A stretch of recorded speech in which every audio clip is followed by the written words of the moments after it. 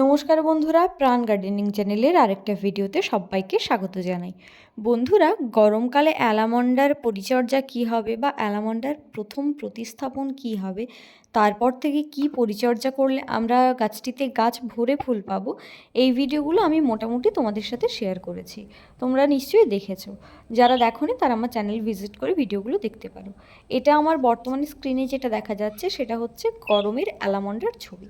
মোটামুটি আমি এই পরিমাণ একটা ফুল পেয়েছিলাম, তাতে আমি খুব একটা নিরাশ নই, কারণ এবারে তীব্র গরমের দাবদাহে কোনো গাছেই সেইভাবে খাওয়ার প্রয়োগ করা হয়ে ওঠেনি। খুব অল্প সংখ্যক খাওয়ারে এই পরিমাণ গরমে মোটামুটি যা ফুল দিয়েছিল ঠিকঠাক আছে। এইবার গরম পেরিয়ে কিন্তু বর্ষাকালটা পড়েছে। তো বর্ষাকালে অ্যালামন্ডার একটা স্পেশাল কেয়ার দরকার হয়, আর বর্ষাকালেই অ্যালামন্ডা গাছ ভরে ফুটতে স্টার্ট হয়। তো সেই স্পেশাল কেয়ারটা আমরা কিভাবে করব, কি করলে আমাদের গাছ ভরে ফুল হবে, সেই নিয়ে আজকে আমি বিস্তারিত আলোচনা করব। বন্ধুরা, অ্যালামন্ডা কিন্তু সবথেকে হিউজ ব্লুমিংয়ের সিজন হচ্ছে মূলত বর্ষাকাল। গরমকালেও অ্যালামন্ডা ফুল দেয় ঠিক কথাই, তবে এর ফুলের পরিমাণটা খুব বেশি হতে থাকে সেটা হচ্ছে বর্ষাকালে। তো গোটা গরমকাল জুড়ে আমরা মোটামুটি কম খাবারের ওপর গাছটাকে রেখেছি, তাই গাছটার কিন্তু বাড় বৃদ্ধি সেইভাবে হচ্ছে না। তো এই সময় যাতে ব্লুমিংটা আরও বেশি পরিমাণে হয়, সেই জন্য আমাদের কিন্তু গাছে কিছুটা পরিমাণ খাবার দিতে হবে। যারা জৈব খাবার দিতে চাও তাদেরকে আমি বলবো যে তোমরা কিন্তু প্রত্যেক 6 ইঞ্চি টব পিছু হাফ মুঠো বা খাওয়ার চামচের 2 চামচ করে মোটামুটি কলার খোসার গুঁড়ো চারিদিকে ছড়িয়ে খুশে জল ঢেলে দিতে পারো। তবে অ্যালামন্ডা কিন্তু জলে গোলা এনপিকে খুব পছন্দ করে, বা নর্মাল এনপিকেও খুব পছন্দ করে। তো আমি এক্ষেত্রে ব্যবহার করি এনপিকে 13-0-45।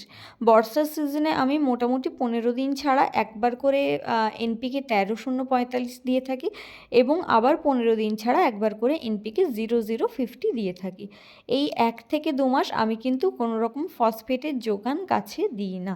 যেহেতু আমরা এর আগে মিশ্র খাবার দিয়েছি, তাতে হাড় গুঁড়ো ছিল, বা রাসায়নিক খাবার যা দিয়েছি তাতে অল্প পরিমাণে হলেও ফসফেট ছিল, তাই গাছে ফসফেটের অভাব কিন্তু সেইভাবে হবে না।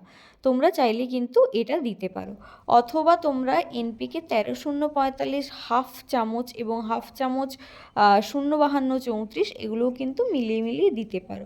তাহলেও কিন্তু ফসফেটের যোগানটা গাছ পেয়ে যাবে। অর্থাৎ যারা ফসফেটের যোগান দিতে চাইছো 0-52-34টা, তাদেরই জন্য, অন্যদের জন্য নয়। এছাড়াও যাদের অত বাজেট নেই 13-0-45 কেনার মতো, অল্প পরিমাণ টাকা আছে, তারা কিন্তু মোটামুটি 1 চামচ করে লাল পটাশ বা সাদা পটাশ গাছের গোড়ায় দিয়ে খুশে ভালো করে জল দিতে পারো। আমার প্রত্যেকটা অ্যালমন্ডা 6 ইঞ্চির টবে আছে বলে আমি ছোট আইসক্রিম চামচের 1 চামচ করে সারের পরিমাণটা রেখেছি। আর তোমাদের যদি 10 বা 12 ইঞ্চির টবে থাকে, সেখানে কিন্তু তোমরা খাওয়ার চামচের হাফ চামচ পরিমাণে রাসায়নিক খাবারটা দেবে। বর্ষাকালে যদি ফোলিওর স্প্রে হিসেবে খাবার দিতে চাও, তাহলে কিন্তু যে সময় বৃষ্টি হবে না সেই সময় তোমরা খাবার দিতে পারো। অনেকে আবার এই কাজটাও করতে পারো যে গাছের গোড়ায় তোমরা হয়তো এনপিকে 19-19-19 বা 20-20-20 কিছু একটা দিয়ে দিলে, আবার যেদিন বৃষ্টি থামলো সেদিন ফোলিওর স্প্রে হিসেবে এনপিকে 00-50 স্প্রে করলে তাতেও কিন্তু ব্লুমিংটা মোটামুটি খুব ভালো হয়। তো আমি মোটামুটি এই খাওয়ার প্রয়োগের পরেই দেখেছি আমার কিন্তু গাছ ভরে ফুল আসতে স্টার্ট হয়েছে। দেখতেই পাচ্ছ আমার 6 ইঞ্চি টবে গাছগুলো কিভাবে ফুল দিতে স্টার্ট করেছে। এইবারে যে কাজটা হবে, বর্ষাকালে দেখবে এই ধরনের অনেক শুকনো ফুল গাছের মধ্যে জমা হয়ে যায়। তো সেগুলো থেকে পাতার ওপর জমা হলে ফাঙ্গাস অ্যাটাকের চান্স থাকে। এই ফুলটা দেখো, আমি হাত দিতেই উঠে গেল, অর্থাৎ এই ফুলটা 2-3 দিন আগে ফুটেছিল, এখন পুরনো হয়ে গেছে। এই দেখো আরেকটা ফুল। এই ধরনের ফুলগুলো কিন্তু আমাদের তুলে ফেলে দিতে হবে, কারণ এগুলো যখন পাতার ওপরে জমা হবে এবং তারপর যখন বৃষ্টির জল পড়বে, তখন কিন্তু এতে ফাঙ্গাস অ্যাটাক হবেই হবে।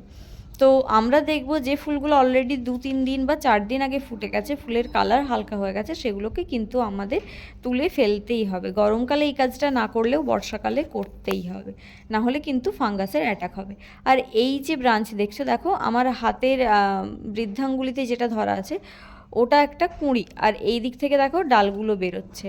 আবার এইখানে যে দেখো এই দুটো ফুল ফুটেছে, এর দুদিক থেকে কিন্তু দুটো ডাল বেরোচ্ছে। তো এই যে জায়গাগুলো আছে, তোমরা কিন্তু ফুল হয়ে যাওয়ার পর টোটাল ফুলের যে কুঁড়ির যে গুচ্ছটা ওটাকে কাঁচি দিয়ে কেটে দিলেও অনেক সময় প্রচুর ডাল বেরোয়। তবে আমি বলবো বর্ষাকালে কাটাই ছাঁটাই অপেক্ষা খাওয়ার দিলেই কিন্তু মোটামুটি যা ব্রাঞ্চ আছে তাতে গাছ ভরে ফুল আসবে। কাটাই ছাঁটাই করতে গেলে হয়তো আবার ফুলের পরিমাণ কমে যাবে। অনেকের ওপিনিয়ন থাকে কাটাই ছাঁটাই করার, আমি তাই বললাম যাদের পছন্দ হবে তারা কিন্তু করতে পারো, আদারওয়াইজ কাটাই ছাঁটাই না করলেও চলে। এই সময় কিন্তু অ্যালামন্ডার পুরনো কয়েকটা ডালকে তোমরা কেটে নিয়ে সুন্দর করে কয়েকটা চারা তৈরি করে নিতে পারো। একটু ব্রাউনিশ সাইজের যে ব্রাঞ্চগুলো আছে সেই ব্রাঞ্চগুলো থেকে কিন্তু তোমরা চারাটা তৈরি করে নিতে পারো। তাহলে তোমাদের গাছের সংখ্যাও ঘরোয়াভাবে খুব বৃদ্ধি হবে। খুব সহজেই অ্যালামন্ডা থেকে চারা তৈরি করা যায়।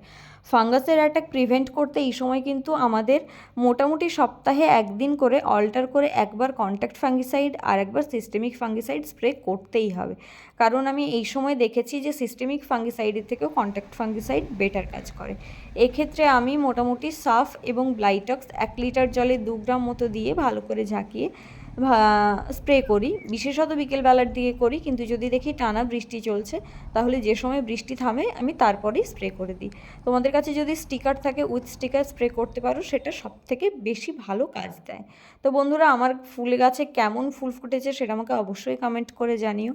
এরপরে যেটা আসছি, এই সময় কিন্তু অ্যাফিডসের অনেক সময় উৎপাত হয়, বা কারো কারো ক্ষেত্রে আমি শুনছি থ্রিপসের উৎপাত হয়। সেক্ষেত্রে দেখবে যে পাতাগুলো কুঁকড়ে যাচ্ছে। তো সেই রকম যদি তোমাদের কিছু অবস্থা হয়, তোমরা ডাইমেথয়েড 30% কম্পোজিশনের যে কোনো কীটনাশক, যেমন টাফগর বা রোগর প্লাস, এছাড়াও যেগুলো তোমাদের কাছে আছে কনফিডার হতে পারে, সুপার সোনাটা হতে পারে, কাকা হতে পারে, এগুলো কিন্তু 1 লিটার জলে 1 থেকে 1.5 ml বা খুব বেশি হলে 2 ml পর্যন্ত দিয়ে ভালো করে ঝাঁকিয়ে বিকেলবেলার দিকে গাছে স্প্রে করে দিতে পারো। দেখবে যখন স্প্রে করবে তখন যেন বৃষ্টি না হয়, তাহলে কিন্তু পোকামাকড়ের হাত থেকে তোমরা রক্ষা পাবে। আর এই সময় যদি অধিক বর্ষণ বেশ কিছুদিন ধরে হয় এবং টবের যদি ড্রেনেজ সিস্টেম ঠিকঠাক করে না হয়, তাহলে তোমরা দেখবে যে গাছের পাতাটা একটু হলুদ হলুদ টাইপের হয়ে যাবে, যেটাকে বলে ক্লোরোসিস। ক্লোরোসিস কিন্তু বর্ষাকালে অ্যালামন্ডার খুব বড় একটা সমস্যা। তাহলে এটা যদি হয়, তোমরা কি করবে, গাছের মাটিটা বারবার খুশে দিতে থাকবে। পারলে বৃষ্টির সময় 2-1 দিন যে টবে ক্লোরোসিস বেশি দেখা যাচ্ছে সেটা ঘরের ভেতরে রাখবে, যাতে মাটিটা তাড়াতাড়ি শুকোতে পারে এবং মাটি শুকোনোর আগে বর্ষার জল আবার মাটিতে না পড়ে সেই রকম ব্যবস্থা করবে।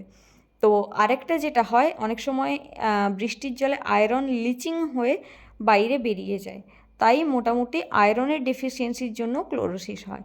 সেক্ষেত্রে কি করবে, অনেকে বলে যে 6-7টা জং ধরা যে লোহার পেরেক আছে সেটাকে জলের মধ্যে রেখে সেই জলটাকে দিতে। আমি বলবো না, তোমাদের এটা একদমই করার দরকার নেই। যত কষ্টই হোক না কেন, অনলাইন থেকে চিলেটেড আয়রন তোমরা কিনবে এবং মোটামুটি 1 লিটার জলে 1 থেকে 1.5 গ্রাম মতো মেশাবে, ছোটো আইসক্রিম চামচের 1 চামচ মেশাবে, মিশিয়ে ভালো করে ঝাঁকিয়ে গোটা গাছে স্প্রে করে দেবে স্টিকার সহযোগে। স্টিকার যদি না থাকে এমনি স্প্রে করবে, তবে সেক্ষেত্রে দেখবে যেন 6 ঘন্টা মতো কোনো রকম বৃষ্টি গাছে না পড়ে। বৃষ্টি যদি পড়ে তাহলে কিন্তু কাজ হবে না। এটা কিন্তু তোমরা ফোলিওর স্প্রে ছাড়াও সেম ডোজে গাছের গোড়াতেও দিতে পারো, তাতেও কোনো রকম সমস্যা নেই, তাতেও কিন্তু গাছ খুব ভালো ইনটেক করতে পারবে। তো বন্ধুরা, অ্যালামন্ডার মোটামুটি পরিচর্যা কি হবে, তার কাটাই ছাঁটাই, খাওয়ার দাওয়ার, ফাঙ্গিসাইড, পেস্টিসাইড কী দেওয়া হবে, সেইটা নিয়ে আমি টোটাল বিস্তারিত একটা আলোচনা তোমাদের সাথে করলাম। ভিডিওটা কেমন লাগলো প্লিজ আমাকে কমেন্টে জানিও। যদি ভালো লাগে প্লিজ লাইক করো, তোমার বাগানি বন্ধুদের সাথে শেয়ার করো, আর চ্যানেলটা সাবস্ক্রাইব করে প্রাণ গার্ডেনিংয়ের সাথে থেকো। খুব শিগগিরই তোমাদের সাথে দেখা হচ্ছে অন্য একটা ভিডিওতে। নমস্কার।